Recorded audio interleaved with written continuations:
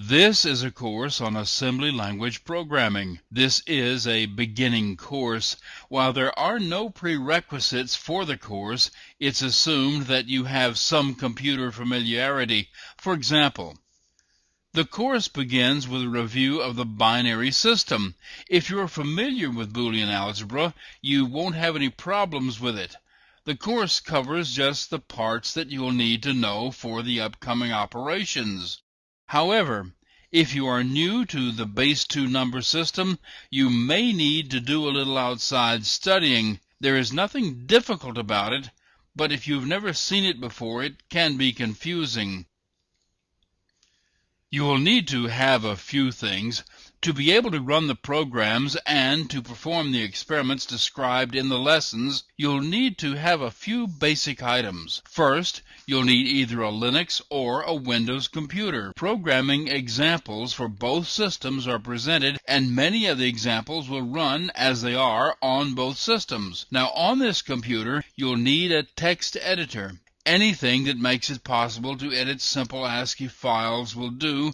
I have my own editors, and I use those throughout this course to demonstrate the code listings, but I don't make any text editor recommendations. That's up to you. You will need a C compiler. It's used in two ways in the course. For one, when you write assembly language programs, you often want to link them in as functions and call them from other languages, and I'll show you how to do that. For another reason, doing input and output in assembly language can be tedious, as you will see, so the C routines can be used for that purpose. Makes it a lot easier to demonstrate how the assembly language works. You will need an internet connection to be able to download and install the assembler used in the course, and finally, you will need patience. Assembly language programming is not something that happens fast. It takes time. Even to do the simplest chores, it takes time. Many tests have been made of programmer productivity, and results indicate that a programmer produces the same number of lines of code no matter what language is being used. And it takes a lot more lines of assembly language to do something than it does in other languages.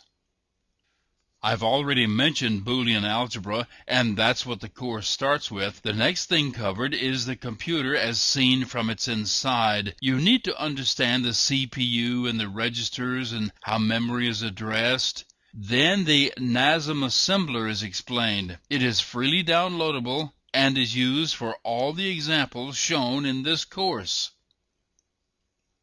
Then the course takes a look at the construction of a program. This includes the details involved with a single instruction and the overall construction of a program. This is the largest section of the course and is filled with a number of examples.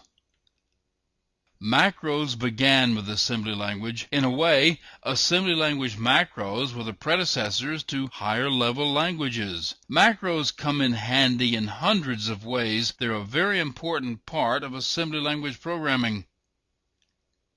Boolean algebra is visited again, but this time from the viewpoint of a Boolean operation performed by the CPU. Assembly language functions and function calls are very important. One of the most useful things you can do with assembly language is to write functions.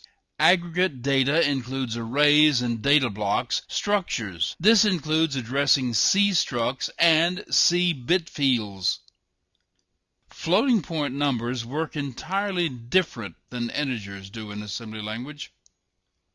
There are other assemblers, there are debuggers and utilities and so on. This last section is a review of them. Those are the highlights of the course, but there are other details included here and there. The course is aimed at someone who already is a programmer but wants to be able to program in assembly language. So there is nothing about programming or methodology or style or anything other than the mechanics of assembly language. You don't need to know anything about programming to take the course, but the better you are at programming, the easier this course will be.